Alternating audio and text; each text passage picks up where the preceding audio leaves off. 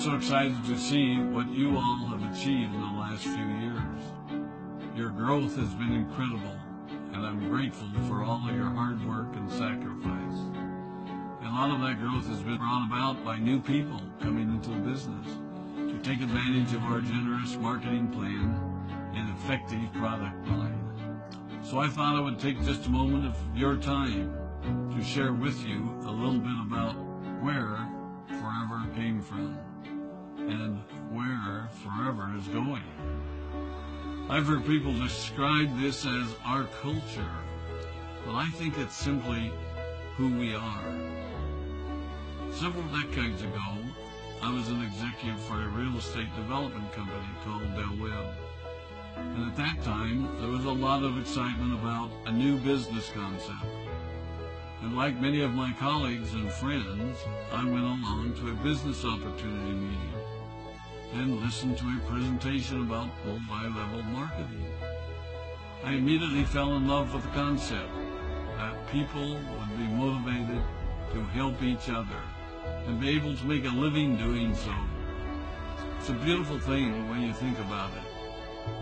Although I was enjoying my career, I didn't think that I was contributing as much as I wanted, or as much as I could, to improve the well-being of the people around me.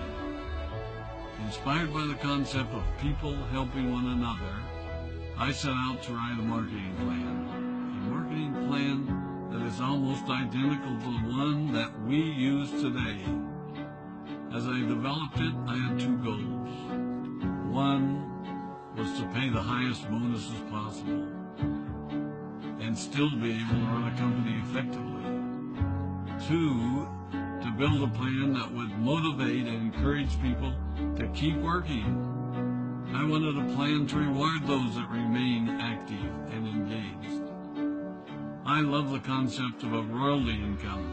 However, I believe that it's good for our souls to work hard. People who work hard are happier. Of course, if you work hard, you should play hard. And that was one of my motivational factors in starting Forever Resorts. It was to give people the opportunity to spend time with their loved ones and experience the wonder of nature. Next time we're together, maybe I can tell you more about my passion for our resorts, our rare animals, and spectacular natural resources. So, with the marketing plan prepared, I needed to find a product. And we searched around and looked at different opportunities.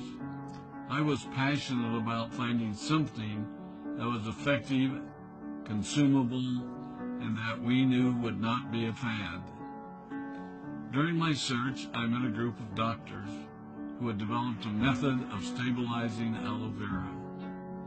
They convinced me of its efficacy, and we began testing the product, and were amazed by the results. We were in business.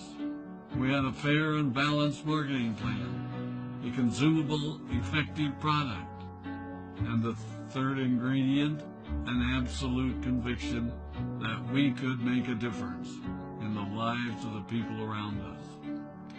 And while it might have been a bit presumptuous, we honestly believed that we could make a difference in the world.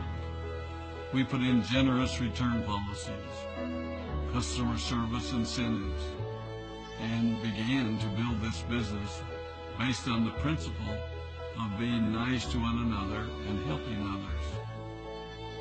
The success was incredible, and we grew rapidly until Christmas of 1982. I was sitting at home with the family, and the phone rang. They informed me that there had been a freeze at our aloe plantations in Texas, and that all of our aloe was destroyed. I immediately went to the airport and flew to South Texas to see what we could do. I hoped and prayed that when I arrived, what I saw would be better than the news I'd received. But that wasn't to be the case. We had no aloe, and the business immediately began to suffer. There were were some FBOs that left, but more importantly, there were those that stayed. It was a tough time for us. We put everything on the line to stay in business, and there were many sleepless nights. But we were convinced that what we were doing was right. We decided that this would never happen to us again. We flew out to the Dominican Republic and purchased as much land as we could, and began planting aloe in one of the safest weather zones in the world.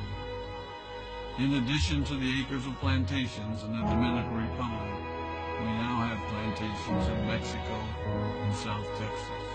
It was a tough lesson to learn. But during the tough times, we became stronger and we grew the most. We grow roots that strengthen us and help us to overcome the challenges and obstacles that life throws at us.